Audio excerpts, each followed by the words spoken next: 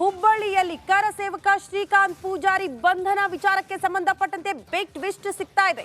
ಯಾವ ರೀತಿ ರಾಜ್ಯ ಸರ್ಕಾರ ಹುಬ್ಬಳ್ಳಿಯ ಪೊಲೀಸರು ಎಡವಟ್ಟಿನ ಮೇಲೆ ಎಡವಟ್ಟು ಮಾಡಿಕೊಂಡಿದ್ದಾರೆ ಈ ಪ್ರಕರಣದಲ್ಲಿ ಅನ್ನೋದಕ್ಕೆ ಇದು ಕೂಡ ಒಂದು ಸಾಕ್ಷಿ. ರಿಪಬ್ಲಿಕ್ ಹಣದಲ್ಲಿ ಬಯಲಾಗ್ತಾ ಇದೆ ಸ್ಫೋಟಕ ಅಂಶ.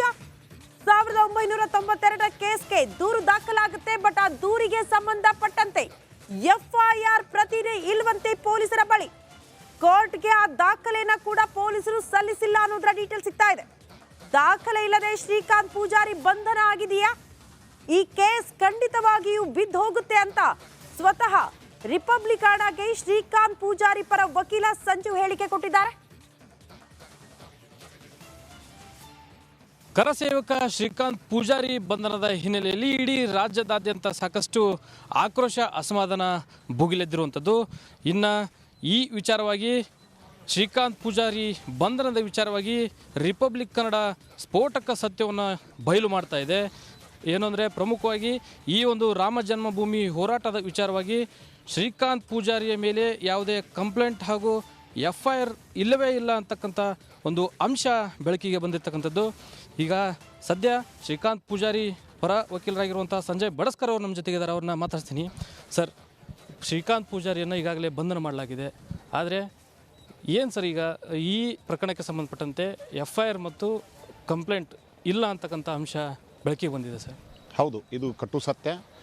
ಶ್ರೀಕಾಂತ್ ಪೂಜಾರಿ ಮೇಲೆ ಏನು ಪ್ರಕರಣ ದಾಖಲಾಗಿದೆ ಅಂತೇಳಿ ಏನು ಪೊಲೀಸರು ಹೇಳ್ತಾ ಇದ್ದಾರೆ, ಅದಕ್ಕೆ ಸಂಬಂಧಪಟ್ಟಂತೆ ಹುಬ್ಬಳ್ಳಿ ನ್ಯಾಯಾಲಯದಲ್ಲಿ ಮತ್ತು ಪೊಲೀಸ್ ಇಲಾಖೆಯಲ್ಲಿ ಹಾಗೂ ಧಾರವಾಡದ ನ್ಯಾಯಾಲಯದಲ್ಲಿಯೂ ಸಹ ಯಾವುದೇ ಎಫ್ಐಆರು ಮತ್ತು ಕಂಪ್ಲೇಂಟು ಇಲ್ಲದೇ ಇರುವುದರಿಂದ ಇದು ಮತ್ತಷ್ಟು ಸಂಶಯಕ್ಕೆ ಕಾರಣ ಆಗಿದೆ. ಇದೊಂದು ಷಡ್ಯಂತ್ರ ಅನ್ನೋದು ಮೇಲ್ನೋಟಕ್ಕೆ ಕಂಡು ಬರ್ತಾ ಇದೆ. ಸರ್, ಈಗ ಒಂದು ಕಡೆ ಶ್ರೀಕಾಂತ್ ಪೂಜಾರಿ ಮೇಲೆ ಇದೇ ಅಂದರೆ ರಾಮ ಜನ್ಮಭೂಮಿ ಪ್ರಕರಣಕ್ಕೆ ಸಂಬಂಧಪಟ್ಟಂತೆ ಹೋರಾಟಕ್ಕೆ ಸಂಬಂಧಪಟ್ಟಂತೆ ಎಫ್ಐಆರ್ ಕಾಪಿನೂ ಇಲ್ಲ, ಕಂಪ್ಲೇಂಟ್ ಕಾಪಿನೂ ಇಲ್ಲ ಅಂದರೆ ಪೊಲೀಸರು ಯಾವ ಆಧಾರದ ಮೇಲೆ ಯಾವ ಉದ್ದೇಶದಿಂದ ಶ್ರೀಕಾಂತ್ ಪೂಜಾರಿನ ಬಂಧನ ಮಾಡಿದ್ರು ಸರ್?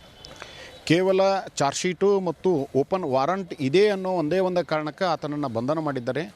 ನಾವು ದಾಖಲೆಯನ್ನು ಕಲೆ ಹಾಕಿದಾಗ ಎಫ್ಐಆರು ಮತ್ತು ಕಂಪ್ಲೇಂಟ್ ಇಲ್ಲದೇ ಇರೋದು ನಮಗೆ ಕಂಡು ಬಂತು. ನಾವು ಪೊಲೀಸ್ ಇಲಾಖೆಗೆ ಮನವಿಯನ್ನು ಮಾಡಿಕೊಂಡು ತಮ್ಮಲ್ಲಿ ಏನಾದರೂ ಇದ್ದರೆ ಒಂದು ಎಫ್ಐಆರ್ ಕಂಪ್ಲೇಂಟ್ ಕೊಡಿ ಅಂತೇಳಿ ಅವರು ತಮ್ಮ ಅಸಹಾಯಕತೆಯನ್ನು ವ್ಯಕ್ತಪಡಿಸಿದ್ದಾರೆ.